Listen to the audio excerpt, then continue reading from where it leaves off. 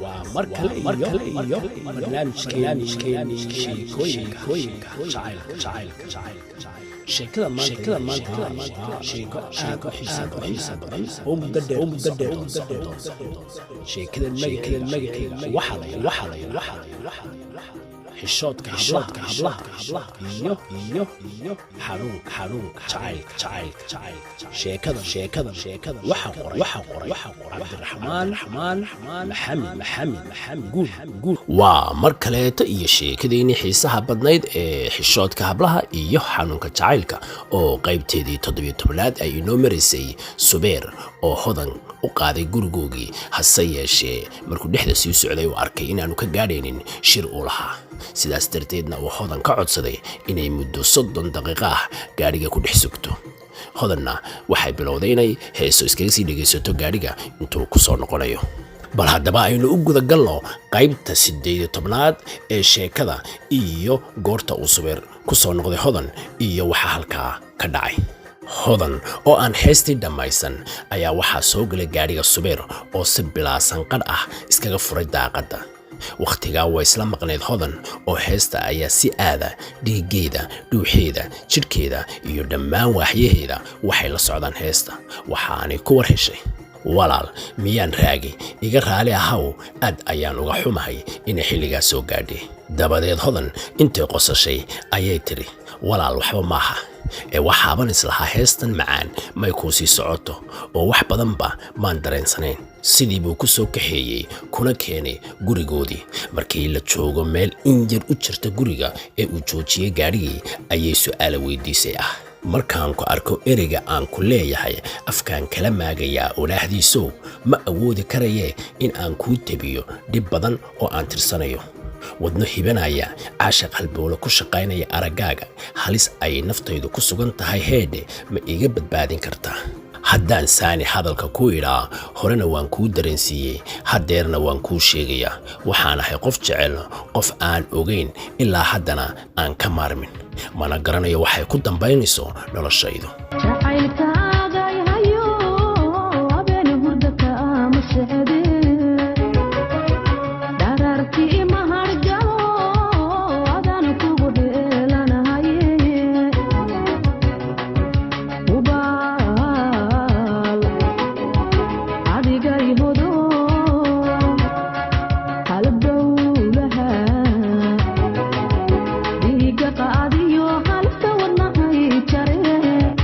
Subeerow dah igama saarna inaad gabar jeceshahay dooni maayo inaan dumiyo reerkiina mana ihi qof xaasid ah oo ka xun wada noolaanshihiina walaal ha ila yaabin ha u qaadan waayid marka aad aragto aniga oo kugu soo maqan ama imanaya gurigiina ma ihi qof xukumi karaysa noloshayda mana ihi qof helaysa waxa ay doonayso aragaagu waa ii xanuunbayn hadalkaagu waa ii intifaac haddaad iga jarayso adiga ayay ku jirtaa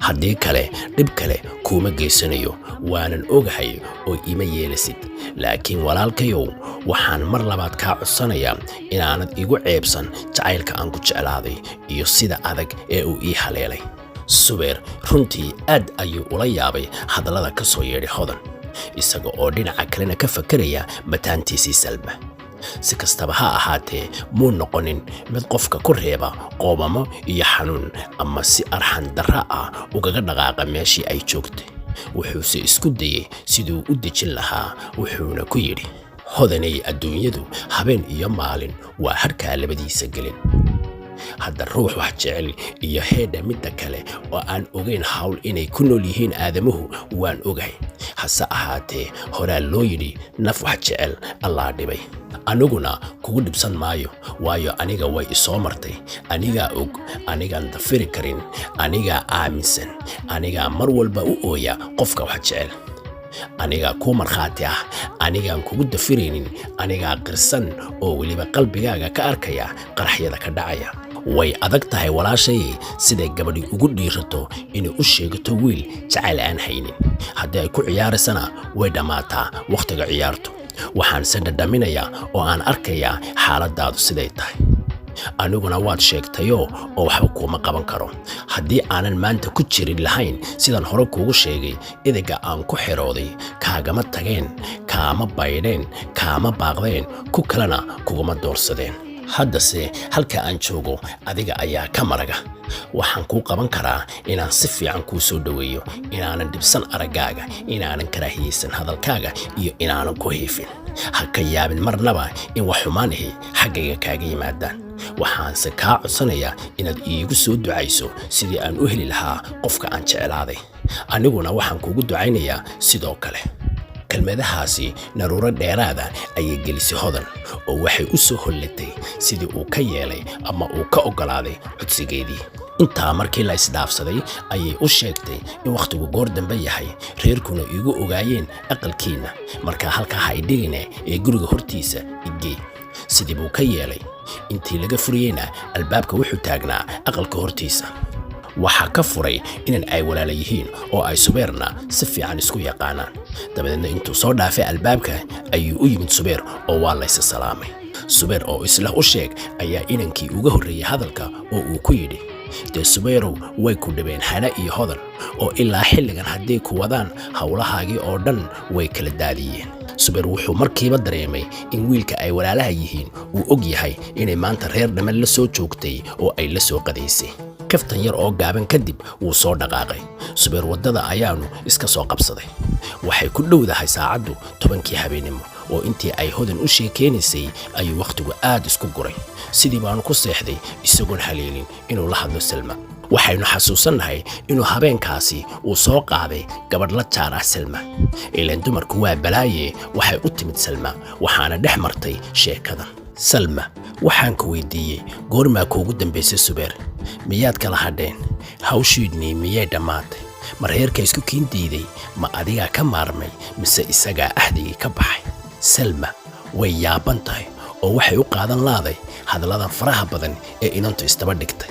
dabadeedna si aad u kulul oo cadho ku jirto ayay ku jawaabtay, maxaa keenay inaannu kala hadhno aniga iyo Subeer?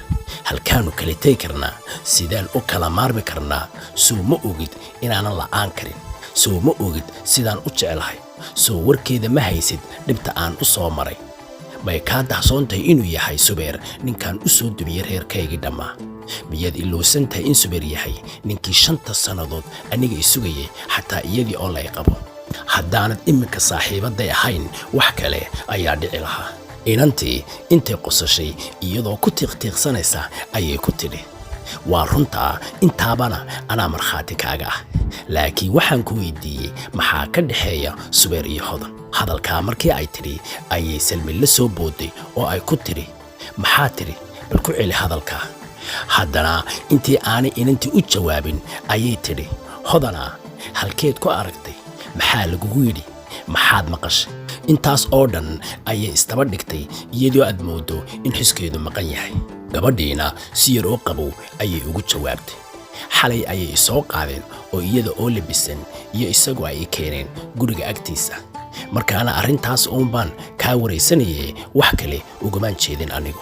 Salma madaxa ayaa aad u xanuunay, cabbaar bayna aamusnayd. waxa keliya ee ay ku celcelinaysay, miyaad hubtaa? inantuna waxay ku tidhi, ma waxaan kuu sheegaa dharkay xidhnayd? ma waxaan kuu sheegaa sidii loo qoslayey? ma waxaad iga doonaysaa meeshii la tegayey? may kaa dhaadhici laaday israacitaanka Hodan iyo Subeer? haddaadse sidan tahay miyaad lugta ka xidhatid Subeer ama u sheegtid runta oo tidhaahdid ha ii sheegin been, hana igula dhaqmin wax aan suurtagal ahayn oo arrinka kolba soo afjartid? Salma marka hore inanta waxay ku wareysanaysay kursi daaradda yaale, balse inta u yeedhay inantii guriga ka shaqaynaysay ayay ku tidhi, waxaad noo keentaa sharaab qabow. meeshiina waa laga kacay oo waxa la tegay qolka fadhiga. waad iska garanaysaa qof marka horeba war sheegayay, markuu arkayo sida loo soo dhaweynayo warkii uu sheegayay inuu sii kordhinayo oo uu sii macaanaynayo. mana ah wax cusub ama inanta ku ah keli. ee waa xaajo weligeedba lagu yaqaano dadka warsheekada yaqaan ee kala dila lamaanaha isjecel. Salma iyadoon is ogeyn ayay halkan u bilowday inantii wixii dhex maray iyada iyo Subeer, siday isku barteen ilaa iyo wakhtigan maanta ah halka arrinkoodu marayo. waxaanay ku soo gabagabaysay inay ballansan yihiin maalmaha soo socda inuu u yimaado reerkooda. midna ogowo reerkoodu soo maad maqlin inaanay aniga ila rabin, waxaanan u malaynayaa Subeer inuu reerkoodii uu u xagliyey. kelmaddaasi waa mid ay isticmaasho mar kaste oo Subeer arrin kaga soo fool yeelato ama ay ka tirsato dhibaato. Salmi inantii waxay ku tidhi, walaal aad baad u mahadsantahay, waxaan jecelahay inaad mar walba ii timaado, oo waayo intii dalka aan ku soo noqday maan lahayn saaxiibad joogta ah, waxaanan rabaa inaad sidaa iga aqbasho. halkii baana la isku gacan qaaday. Salmina way soo dhaweysay oo gurigooda agtiisii ayay keentay. wakhtigan ay ka sheekaysaneen arrinkani waa maalintii dambe, gelinkii dambe markii shaqada laga soo rawaxay. Salma ilaahayba uma kaadine taleefankii ayay dhigta qabsatay, waxaana garaacday Subeer iyadoo wakhtigaa dhig aan la qabta lahayn. cabbaar kadib ayuu ka qabtay, maba ay salaamine waxay ku bilowday, maxaa ku helaya haddaad ifasaxdo? maxaa ku helaya haddaad run igula dhaqanto? maxaa ku helaya haddaad guursato inanta aad jeceshahay? ma waxaad u haysataa inaan dhimanayo ama aanan noolaanaynin adiga la'aanta? waxaad ogaataa Subeerow, in badan ayaan kaa dulqaatay, wax badan ayaan iska dhaafay arrimo badan oo aad samaysay. maanta setani maaha mid aan ku kala baxayno. waxaan jecelahay ama ay ila tahay ama ay tahayba inaad ifasaxdo oo aad intaa dhibaato iigu filnaato, waayo wixii intaa ka dambeeya dee waan ku waalanayaa. Subeer weli hadal keliya kuma odhan, umuuna jawaabin. waanu yaaban yahay, meel lagala qaadayna ma garanayo. waxaanu ku yidhi, walaal shaydaanka iska naar, aynu is aragno, aanu isu nimaadno, waxna aynu isweydiino. wixii igu caddaada diyaar baan u ahay inaan kaa qanciyo, laakiin ma laga yaabaa waxaan aad igu haysataa inuu yahay waxaan jirin oo aad iska shakiday? Salma intay aad u qosashay ayay ku tidhi, waxaad tahay xariif, aad baanad u taqaanaa sida loo xado qalbiyada bini'aadamka. waxaanse kuu sheegayaa in beentii iyo halaasigii soo dhammaaday, iminkana la iskugu yimid xaqiiqdii. waxaad ogaataa inaanan oggolaan doonin wax kasta oo aad iila timaado ilaa aad caddayso waxa idinka dhexeeya adiga iyo Hodan. Subeer markiiba dareen halka arrintu si ka tahay iyo in gabadhii ay qaadeen ay u sheegtay Salma. waxaanad filin iyo fallaariba way kaa naxiyaane. wuxuu Subeer Salma ku yidhi, Salmaay, waxaan xasuustaa heestii uu fanaanku qaadayey ee ahayd, fikir iyo naftaydaay filan waagan igu dhacay, fiintuba la oyday, feedha bidix wadnaha suran, tii jacaylka fidisayba fulin weyday wacadkii. fikir iyo naftaydaay filan waagan igu dhacay, fiintuba la oyday,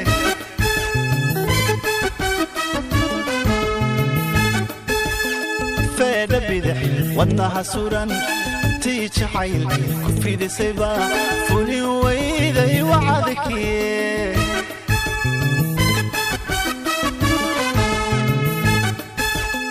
feedha bidix wadnaha suran, tii jacayl ku fidisayba fulin weyday wacadkii. wax wal oo kaa yaabiya wuxuu ka dhigan yahay filan waa. haddaan filayana in arrintani sidan u dhacayso, mana soo qaadeen, mana salaameen. mid baan kuu sheegayaa, haddii aad tidhi kula hadli maayo ilaa iyo inta aad ii sheegayso waxa idinka dhexeeya adiga iyo Hodan, wax allaaliya wax naga dhexeeya ma jiraan. iyadana waan u sheegay inaan adiga ku jecelahay, waanay og tahay. waxaanse u qaadan lahaye sababta aad u dhegaysanayso sheekada hablaha yaryar iyo dumarka, taydana aad u baalmarayso. waxaan arkayaa oo ii muuqata in marba marka ka dambaysa uu soo yaraanayo kalgacalkii, jacaylkii, xiisihii iyo wanaaggii badnaa ee aad ii haysay. waan dareemi karaa, waanan ogahay inay adag tahay qofka aad jeceshahay oo lagula yeesho, laakiin waxaa taa ka sii xun haddii aad masabid ku samayso gacaliyahaaga, isaga oo aan ku jirin wax dembiyana mar walba aad ka dhigto dembiile. Salma ayaa tidhi, ima qanciso, kumana qancayo, mana qaadanayo qaladkan iyo qalado hore oo badan hore ayaanu qaatay.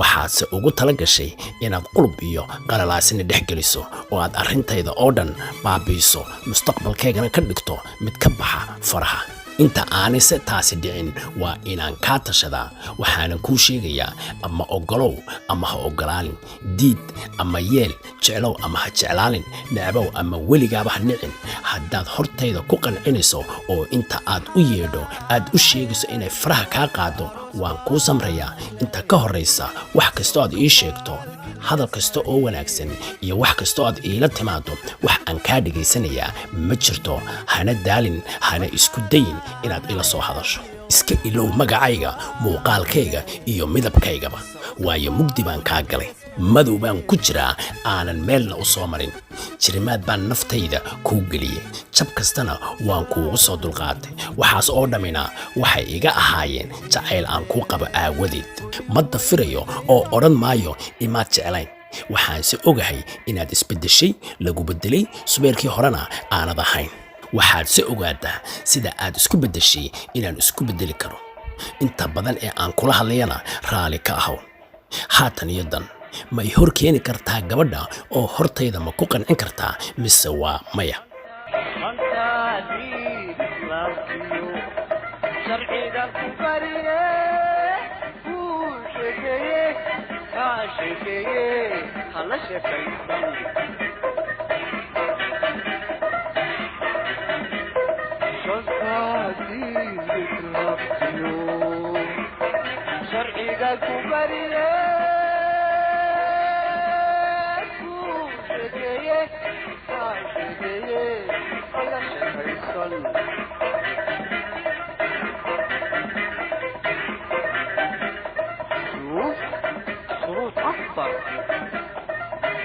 شروط أكبر الدور لي مشاغلي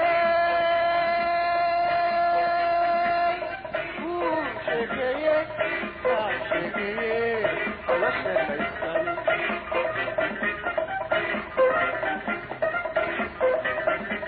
الدور لي مشاغلي وشركة أنا وشركة كاس وشركة أنا وشركة